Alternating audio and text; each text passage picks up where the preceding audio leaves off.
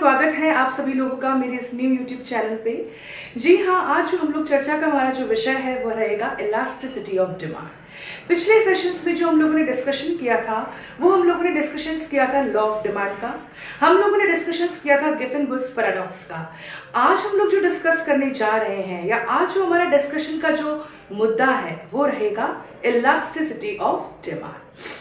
Law of demand यह कहता है कि किसी प्रोडक्ट की प्राइस और उसकी डिमांड के बीच का रिलेशनशिप जो होता है वो इनवर्स होता है। गिफेन-गुड्स पैराडॉक्स यह कहता है कि किसी प्रोडक्ट की प्राइस और उसकी डिमांड का जो रिलेशनशिप होता है वो पॉजिटिव होता है because of the positive income effect and due to the inferior goods.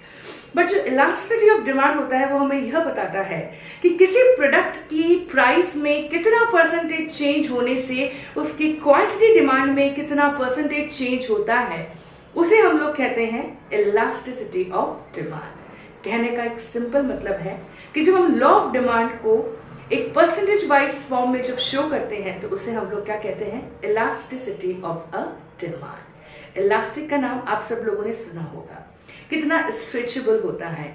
हम उसे खींचते हैं तो वो बढ़ता है और हम उसे छोड़ते हैं तो वो अपने आप को लूज कर देता है।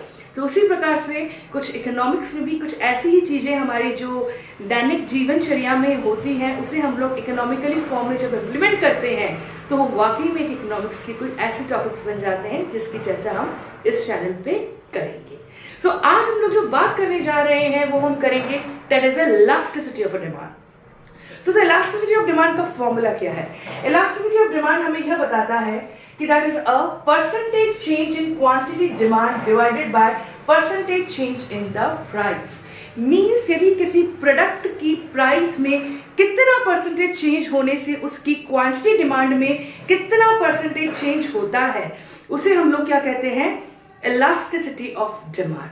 फॉर एग्जाम्पल, एक एंड्रॉयड फोन की प्राइस में यदि 20 से 60% की चेंज होने से उसकी क्वांटिटी डिमांड में कितना परसेंटेज चेंज होता है उसे हम लोग क्या कहते हैं, that is called as the elasticity of the demand. अब इस इलास्टिसिटी ऑफ डिमांड को यदि हम लोग न्यूमेरिकल फॉर्मेट में इंप्लीमेंट करें तो इसका फॉर्मूला क्या बनता है?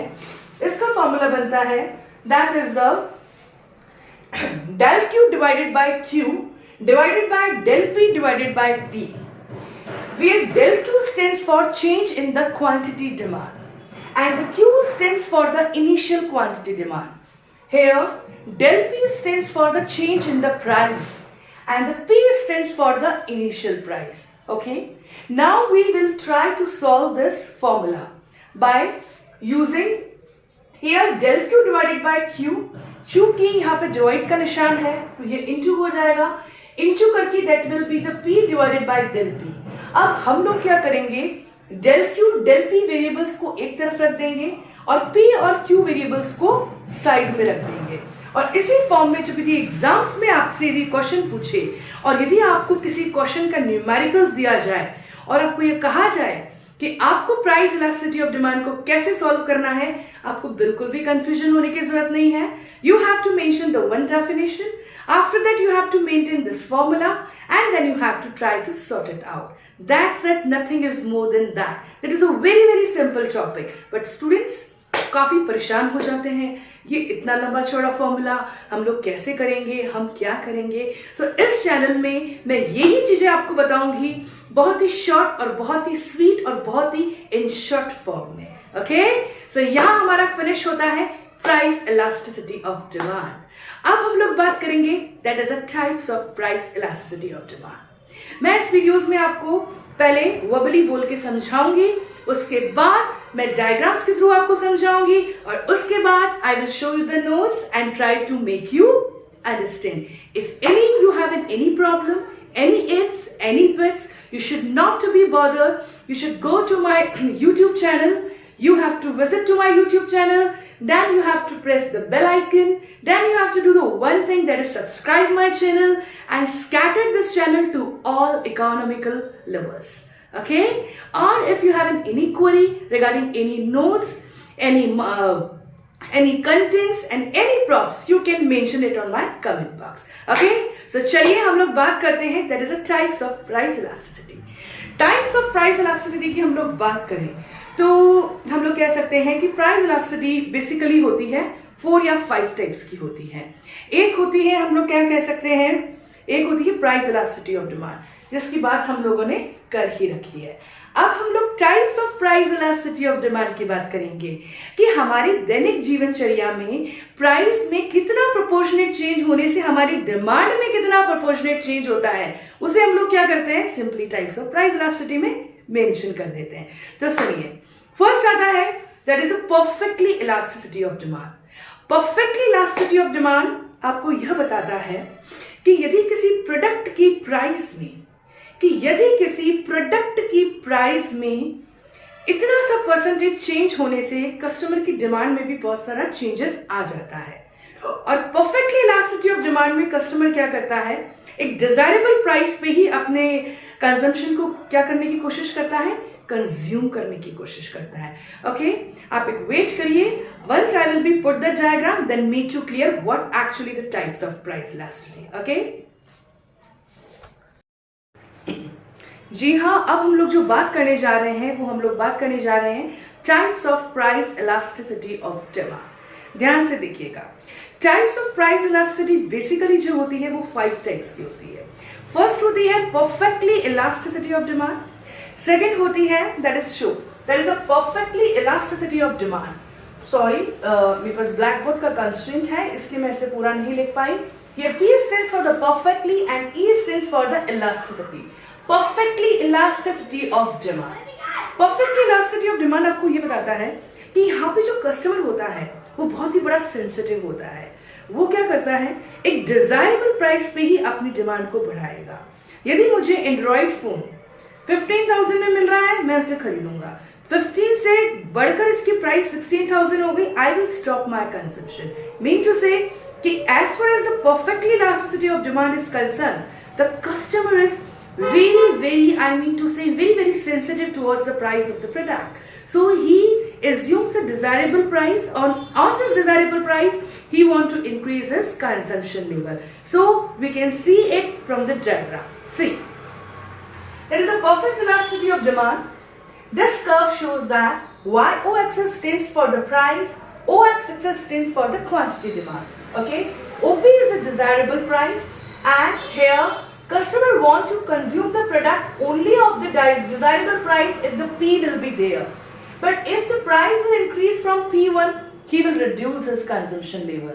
So that's why at the price of OP, he will increase his demand. So that's why the elasticity is just equal to infinity. So exam में यदि आप लोगों से पूछा जाए कि परफेक्टली इलास्टिसिटी का डिमांड कर्व कैसा होता है, आपको क्या लिखना है, परफेक्टली इलास्टिसिटी का जो डिमांड कर्व होता है वो हॉरिजॉन्टल एक्सिस होता है और इलास्टिसिटी होती है इन्फिनिटी। इसके अलावा कुछ भी लिखने की जरूरत नहीं है। मैं कोटा ओपन यूनिवर्सिटीज की कॉपीज आती है मेरे पास, मैं जब चेक करती हूँ तो बच्चा मुद्दे की बात नहीं लिखता, वो पूरे पेपर भर देता है। और एग्जामिनर्स पूरे पेपर्स को नहीं देखता, वो क्या करता है, केवल पॉइंट टू पॉइंट बात and point two point answer. ये सारी पॉइंट टू पॉइंट चीजें मैं मेरे चैनल में आप लोगों को बताऊंगी। और मैं अगेन कह रही हूँ कि वो स्टूडेंट्स जो वाकई में अभी तक इस चैनल से अनअवेयर हैं, तो प्लीज आप मेरे चैनल को डेफिनेटली विजिट करिए और सब तक फैलाइए। Okay, clear?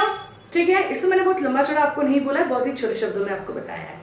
सेकंड बताते हैं हम लोग को perfectly inelasticity of demand. Perfectly inelasticity of demand वो उन चीजों के लिए होती है जो हमारे लिए काफी नेसेसिटीज होती है। जैसे मुझे बीमार हो गई, अब मैं बीमार हो गई तो मुझे मेडिसिन चाहिए, तो मैं ये नहीं सोचती कि मेडिसिन की प्राइस बढ़ेगी घटेगी तो ही मैं मेडिसिन खरीदूंगी। मेडिसिन की price whatever I want to have it by hook और by crook. So that's why the demand curve under the perfect elasticity of demand is in horizontal axis. Okay, and elasticity is equal to 0. Just see it. This is perfectly inelasticity of demand.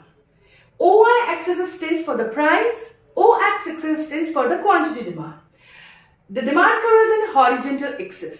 Price increases from OP to OP1 and OP2, and price decreases from OP to OP1 to OP0, but the demand is stagnant. So that's why the elasticity is equals to 0. ऐसा किन products के लिए होता है? ऐसा उन products के लिए होता है जिनकी डिमांड क्या होती है, इनइलास्टिक होती है, जिनके कंजम्पशन के बिना हम लोग रह नहीं सकते. आई मीन टू से for the necessity goods and perfectly elasticity of demand for the normal goods. Okay, third आता है relatively elasticity of demand. Simple, जब किसी प्रोडक्ट की प्राइस में छोटा सा चेंज होने से डिमांड डबल चेंज हो जाती है तो known as a perfectly elasticity of demand. तो डिमांड कब क्या हो जाता है, डाउनवर्ड स्लोपिंग. किसी प्रोडक्ट की प्राइस में 20% चेंज हुआ, डिमांड में 40% चेंज हुआ. सो del Q is greater than del P. That's why the elasticity is greater than 1. See the diagram.